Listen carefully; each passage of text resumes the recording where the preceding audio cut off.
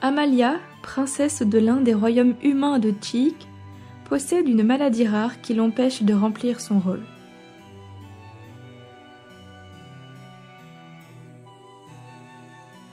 Mais tout le monde ignore ce fait, car depuis toujours, une autre la remplace.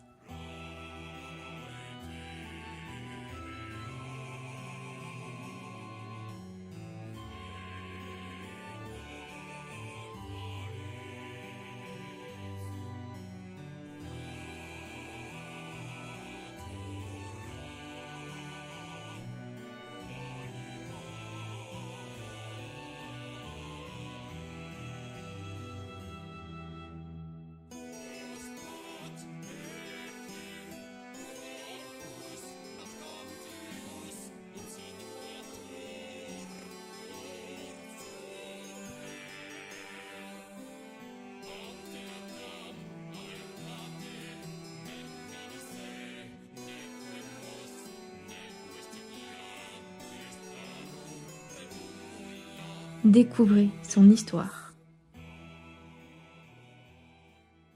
Aloha et bienvenue dans ce nouveau retour de lecture. Aujourd'hui, nous allons parler de Amalia, écrit par Solène Chartier, c'est son premier tome. C'est parti.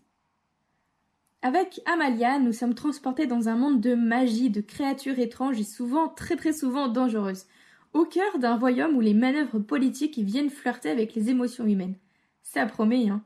On fait connaissance avec Amalia, qui est une jeune princesse malade qui vit dans l'ombre de sa doublure du nom de Lisbeth. Celle-ci vit une vie de princesse afin de donner le change pour que le royaume puisse quand même continuer à tourner et que personne ne s'en rende compte. J'ai d'abord beaucoup aimé le pitch de départ. L'idée qu'une princesse malade ne peut assurer sa vie de princesse, sa vie princière, vit dans l'ombre d'une autre jeune femme. Ce postulat de départ, cette idée de départ, me plaît vraiment beaucoup. On découvre qu'il y a une belle relation qui noue ces deux personnages, mais aussi toute la complexité de lien, parce que ce n'est pas si facile. D'un côté, Amalia rêve d'une vie qu'elle ne peut avoir que par procuration, et de l'autre, Lisbeth prend tous les risques en toute connaissance de cause, et même d'accord pour cela. Enfin voilà, elle assume totalement toute ce fardeau, cette responsabilité qui lui pèse sous les épaules. J'ai trouvé ça original, la façon dont ça a été présenté, la façon dont c'est raconté. Le fait que tout le récit découle de ce schéma narratif est vraiment très intéressant. Ça amène à plein de situations très ambiguës, très problématiques et parfois très touchantes. Et surtout, ça amène à des retournements de situations qui nous captivent et qui sont haletants. Ce que j'ai également beaucoup apprécié au cours de ce roman, c'est que même si Amalia est éponyme du roman, c'est-à-dire qu'elle porte le nom de ce premier roman-là, nous ne la suivons pas forcément, nous allons tendance à suivre l'aventure de Lisbeth de son point de vue. Donc avec du suspense, du rebondissement, des surprises, des révélations, nous ne sommes pas en reste. J'aimais qu'on la suive, elle, depuis son point de vue à elle, avec ses émotions, ses pensées, ses aventures et toute son histoire aussi. Parce qu'elle n'est pas juste une simple comédienne, juste une simple doublure. Mais je n'en dirai pas plus pour le bien du spoil. On nous promet de la magie, et oui, il y en a, et qu'est-ce qu'elle est belle, qu'est-ce qu'elle est mystérieuse. Et c'est grâce à cette notion-là, d'ailleurs, qu'on fait le lien avec le premier titre entier de ce premier roman. On comprend tout le sens et toute l'importance aussi, et j'ai adoré. J'ai peur de trop en dire, mais en tout cas, le personnage de la Leïcha m'a énormément plu. Je pourrais même dire que c'était un coup de cœur, j'ai vraiment très apprécié. J'ai été captivée, en fait, du début à la fin avec ça. Les nœuds politiques, les légendes qu'on nous conte, les rebondissements. L'auteur, Solène, sait nous emmener dans son monde imaginaire et nous faire voyager. J'ai apprécié l'évolution que suit Lisbeth. J'ai apprécié sa personnalité et une espèce de quête identitaire qui se dessine un petit peu. Ce qui paraît un petit peu cohérent parce qu'elle doit incarner une autre personne, mais au fond, qui elle est, elle ? Toute l'intrigue autour de cette jeune femme est très bien ficelée et tout son entourage ainsi que son histoire m'ont beaucoup émue.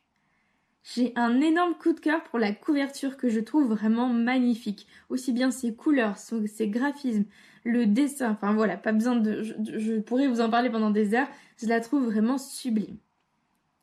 Un seul petit point m'a déçue dans ce roman, une seule petite chose, malgré les rouages politiques, malgré la présence de la magie, malgré les relations qui se nouent, il a manqué d'un petit truc selon moi. Dans les premières pages, on nous parle d'un tas de créatures magiques qui peuplent tout le royaume qui sont dangereuses. mais au cours de ce premier tome, on n'en voit même pas une toute petite et je trouve ça vraiment dommage parce que je m'y attendais, donc je me disais peut-être que là, il va y en avoir une et ça va créer telle et telle situation et finalement rien, pas une seule bestiole en vue et j'ai été du coup énormément frustrée. Surtout qu'on nous parle de créatures vraiment très dangereuses que les hommes n'osent d'ailleurs même plus s'étendre géographiquement de peur d'affronter la faune et la flore locale. Du coup, j'avais vraiment envie d'avoir une confrontation qui se passe. Peut-être que ça viendra ensuite, peut-être que c'était un choix purement volontaire, c'était histoire de poser un petit cadre et hop, comme ça on est transporté d'abord dans l'histoire et ensuite on va davantage découvrir tout le cadre qui arrive. Mais là, pour moi, ça manquait. Peut-être qu'il en aurait fallu une toute petite histoire de nous mettre un petit peu l'eau à la bouche. En tout cas, j'ai apprécié cette lecture. Si toi aussi tu veux plonger dans l'histoire d'Amalia et de Lisbeth, je t'invite à cliquer sur le lien en description et je te dis à la semaine prochaine pour un nouveau retour de lecture.